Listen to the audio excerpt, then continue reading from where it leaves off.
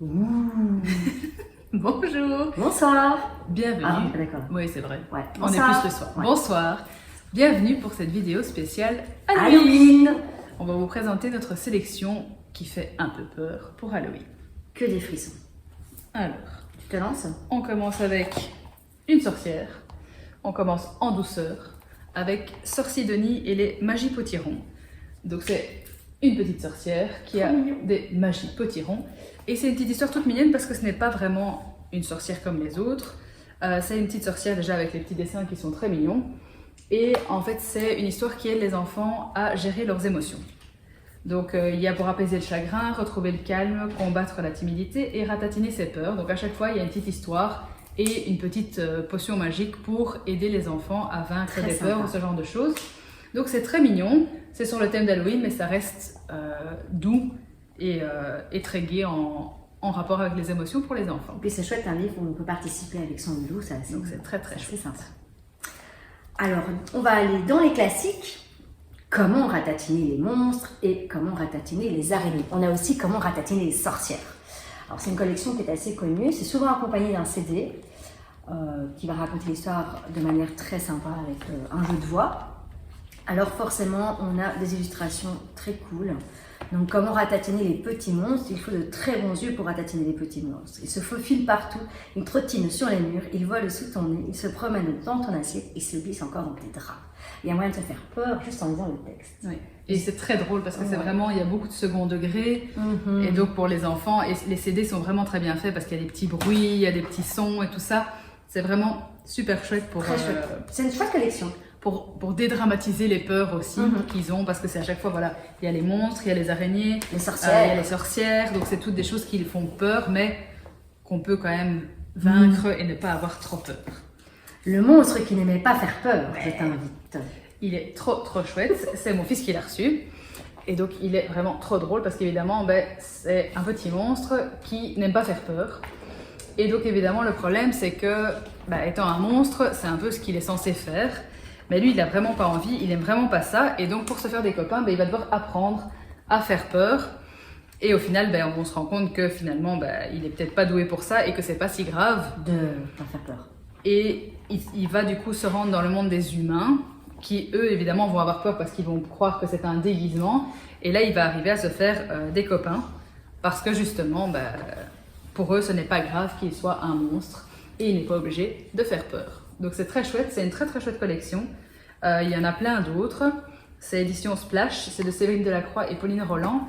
Et il y en a plein d'autres, il y a le chat qui n'aimait pas les poils, la licorne qui n'aimait pas les paillettes, c'est vraiment toutes les contradictions qui vont avec tout ce qui est stéréotype, et donc c'est très sympa. Alors, pour les plus petits, cap ou pas cap? Un livre à toucher, forcément, si on ose. Alors, c'est un livre de Nicole Maubert aux éditions Milan. Très chouette, les illustrations sont très sympas. Et là, on va inviter notre petit loulou à caresser l'araignée. C'est trop tout. T'es cap. T'es cap. Elle est trop chouette. Attends. Ici, t'es cap ou pas de mettre ta main dans la gueule du loup?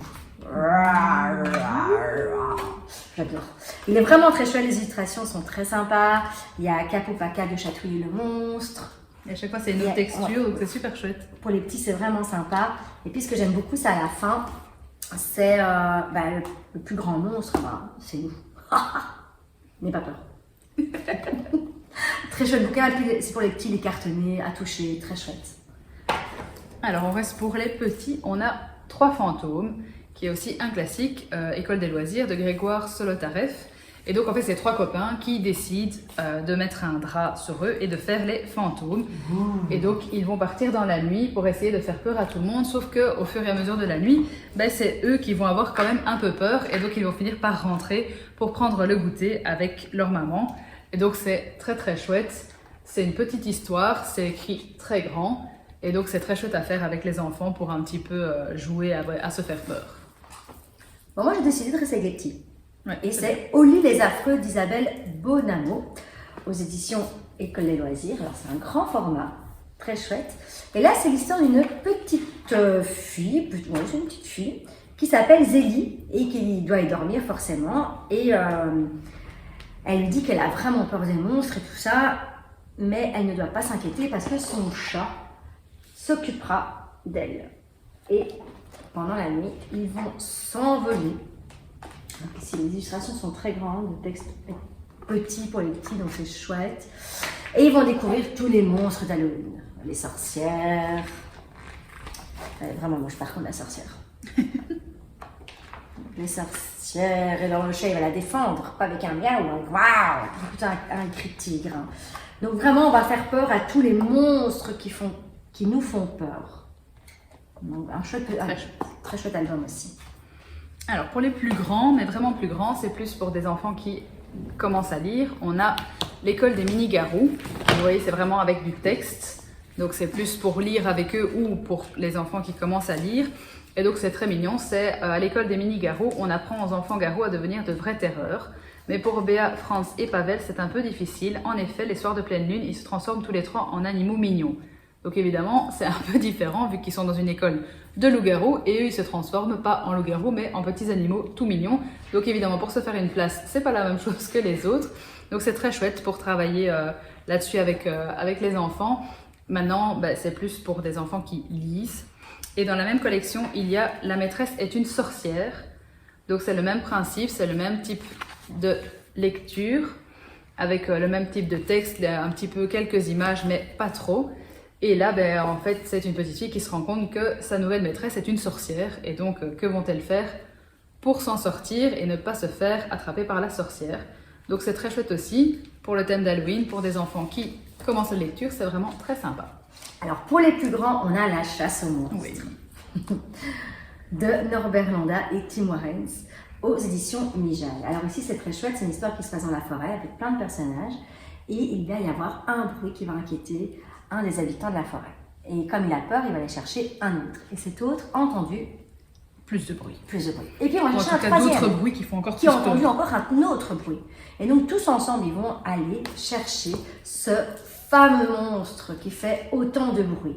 Qui fait si peur. Ouais, il est horrible. Et d'ailleurs, je ne vais pas vous dire la fin. Non, parce que sinon ça enlève tout. Ouais, mais la fin est très drôle. Donc voilà, avec beaucoup d'onomatopées, très chouette à jouer avec les enfants. On a celui-ci qui est « Nous, on n'aime pas les enfants ». Donc évidemment c'est très drôle, c'est aussi édition Mijal, c'est de Lucille Dubussy et Grégoire Mabir. Les dessins sont très chouettes, c'est très expressif et donc en fait on a 3 monstres qui ont horreur des enfants. Ils trouvent ça vraiment répugnant, dégoûtant, il leur fait peur, ils aiment vraiment pas, ils les trouvent très très laids. Et donc ils expliquent vraiment pourquoi ils n'aiment pas les enfants. Donc c'est très très drôle parce qu'évidemment en règle générale on dit que les monstres viennent manger les enfants. Ici pas. Et dans ce cas-là en fait ils ont vraiment pas envie de les toucher ni de les approcher. Donc c'est très très gai aussi, c'est très très drôle à partager avec les enfants. Alors ici, je vous présente un de mes livres préférés que je fais chaque année à Halloween. C'est Sortilège aux éditions Kaléidoscope de Émilie Gravette. Donc en fait ici on va se retrouver avec une grenouille, du moins un crapaud, qui rêve d'être évidemment un beau prince. Mais pour être un prince, il faut déjà non seulement embrasser une princesse, et pour aller embrasser une princesse, il faut des sortilèges pour pouvoir se transformer en prince, pour pouvoir embrasser la princesse. Pardon. Donc du coup ici, moi ce que j'explique souvent à mes copains de ma classe, c'est qu'il y a une horrible sorcière qui a jeté un horrible sort sur ce crapaud, et il devra trouver la formule magique pour être un prince charmant. Donc ensemble, on va devoir réciter la formule magique. Le problème, c'est que le résultat ne sera pas toujours très bon. C'est pas toujours le bon. Non, et puis on peut changer la formule du haut. Mais le problème, c'est qu'on aura toujours un petit souci. Alors, ce qui fait rire les enfants, c'est que parfois, on arrive à une formule qui nous aide un peu, mais c'est pas encore ça. Ou on peut avoir aussi une formule magique qui est pas mal aussi, celle-ci. Mais il y a encore un problème. Il y a toujours un problème. Et donc, c'est très chouette à jouer, à devoir répéter les formules, parce qu'on a vraiment des mots comme patapoum, pétard à poil, lipin, casao, et on remue 3 fois. Donc, il y a vraiment tout un jeu de rôle pour enfin arriver à un magnifique prince. Mais va-t-il embrasser la princesse? Faut le savoir en lisant le livre. Ouais. Alors, on a celui-ci, Le Petit Fantôme en édredon, qu'on vous avait rapidement présenté en faisant un haul craquage.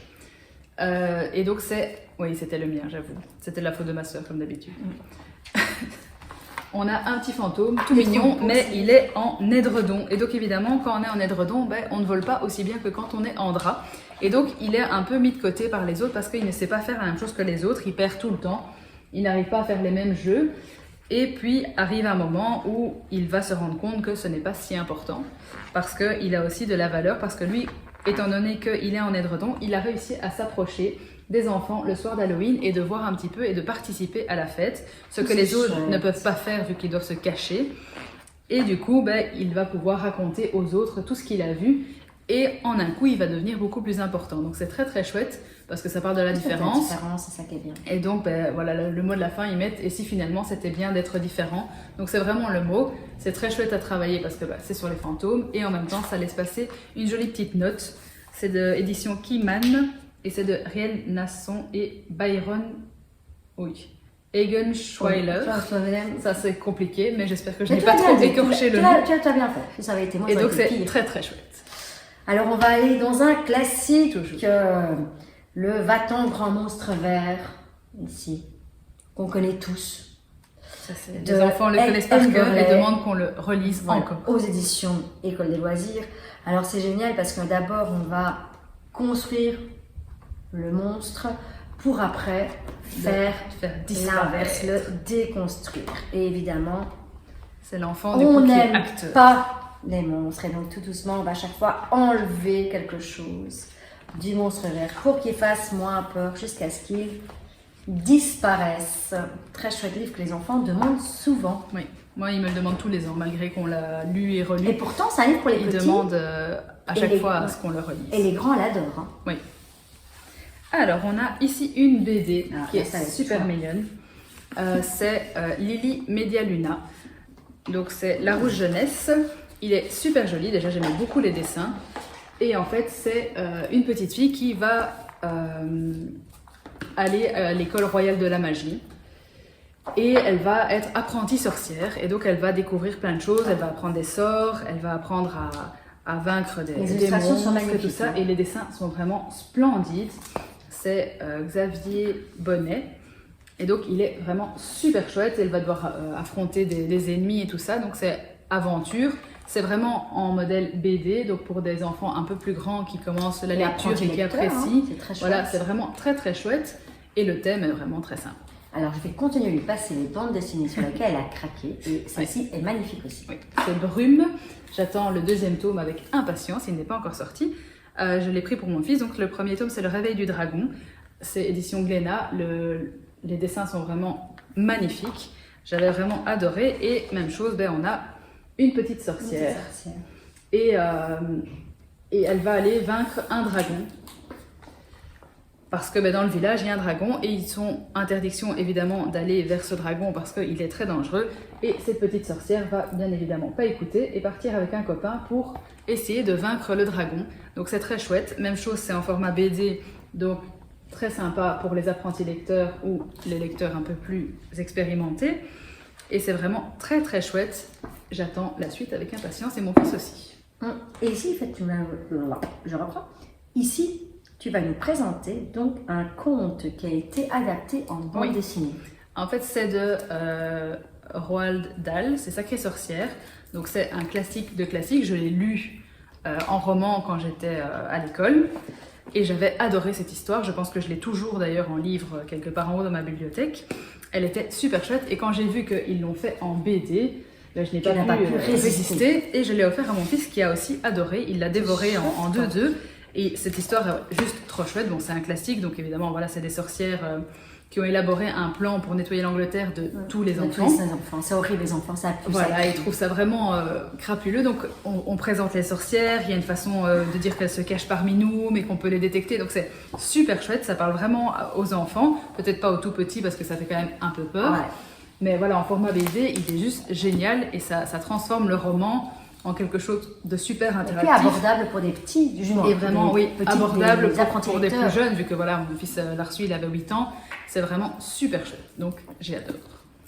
Alors ici, je vais vous présenter un classique aux éditions Mijade, c'est de Laurence Bourguignon et Michael Derelieu. C'est Le Poilu, le Griffu et le Cornu. Très chouette histoire. En fait, ce sont 3 monstres. Ils sont hyper tristes parce que les enfants n'ont plus peur d'eux. En fait, à la maison, les enfants regardent que des histoires d'amour, des histoires de princesses, des histoires où il y a des gentils. Il n'y a plus aucun méchant. Et donc, ils sont en pleine dépression. Ils sont hyper tristes. Donc, à un moment, ils vont dire, bah non, on va essayer d'aller voir dans le monde ce qui se passe. Donc, ils vont aller dans la ville et ils vont chercher dans les maisons si les enfants ont peur. Et malheureusement, ils se rendent compte que Ils n'ont plus ils autant ont, peur. ils ont plus peur. Et bon, on va faire quoi? On va s'ennuyer et tout ça, jusqu'à ce qu'ils tombent sur une petite fille, en fait, qui va les dessiner. Et là, ils vont retrouver la joie de faire peur aux enfants, parce qu'elle croit encore aux monstres. Et que c'est aussi important de croire aux monstres comme croire aux princesses. Donc, parce que sans mal, il n'y aurait pas de bien. Voilà. Alors chouette. ici, on a Claque la trappe, Claque qui la est trappe. un livre un peu particulier. C'est édition Versant Sud de Loïc Gaume.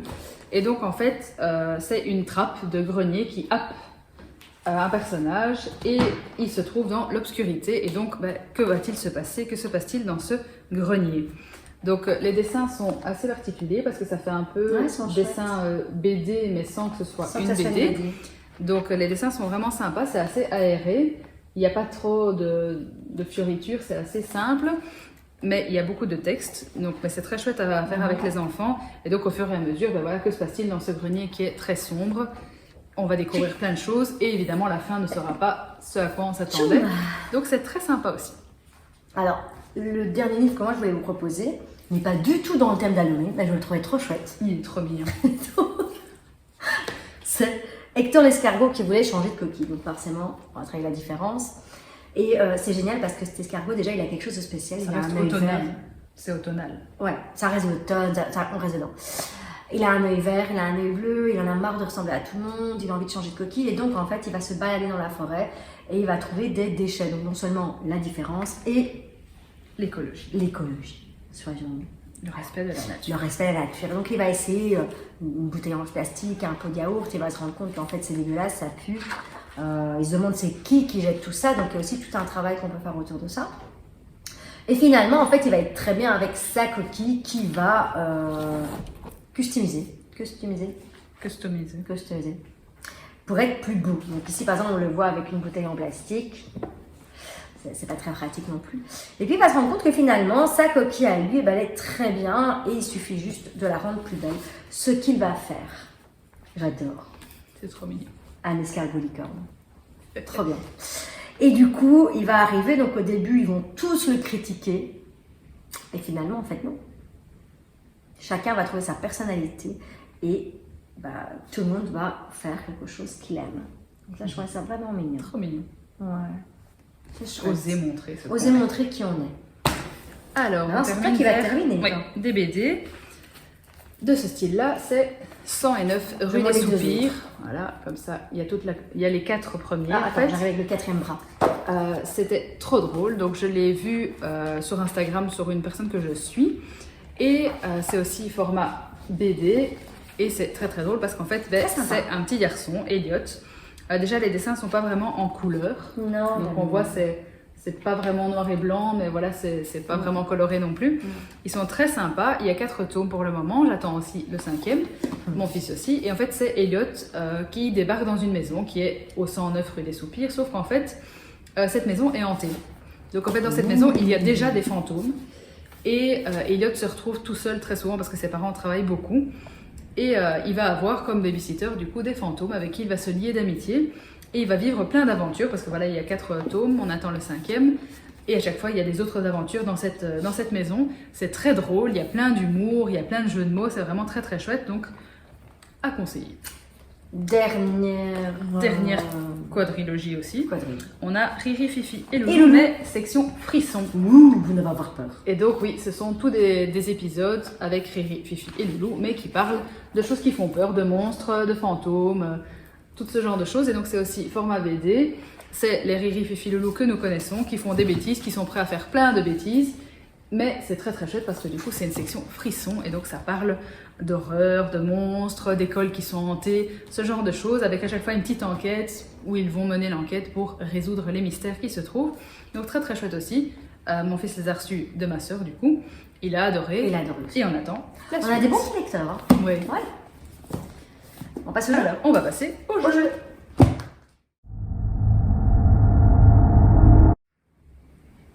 Voilà notre premier jeu, c'est Croc Socks. Et donc il est trop drôle. Ouais. C'est un jeu. Ah ça y est, elle a déjà fait une bêtise. Non, j'ai géré, C'est un jeu Avec. Avec, comme vous le voyez, des chaussettes. Oui. Donc c'est super cool. Super rigolo. Des chaussettes, mais pas que des chaussettes. Non. Louisa va retourner. Parce une qu'il faut carte. retourner une carte. Alors, pour qu'on la voie, je la mettrai ici au centre. Oui, comme ça vous la voyez. Et donc, l'idée, c'est de forcément retrouver la chaussette manquante du crocodile. Ouais. Donc là, on a un petit doit crocodile regarder. qui a une chaussette et on doit chercher l'autre chaussette. Quand on l'a attrapé avec sa petite ventouse, On gagne le crocodile. on gagne le crocodile et donc on remet les chaussettes. C'est parti. Oh. Non, il est vraiment trop chouette ce jeu. Mais c'est moi qui l'ai eu. Mais c'est pas le bon pied. Ah mince, c'est vrai. Ça aussi. C'est très très chouette parce que du coup évidemment c'est en fonction du pied. Pied. Le pied qui manque, c'est la chaussette, elle a pas pris la bonne. Voilà. Donc on a la Un chouette petit latéralité jeu. qui est très chouette. Ouais. Moi pour commencer, en règle générale, je Je mets mets pas. qu'un côté. Ouais. Je mets que les cartes avec un seul côté du crocodile et comme ça les enfants Ils ont sont la- plus facile ouais. et puis après une fois qu'ils sont bien entraînés on peut faire l'autre côté.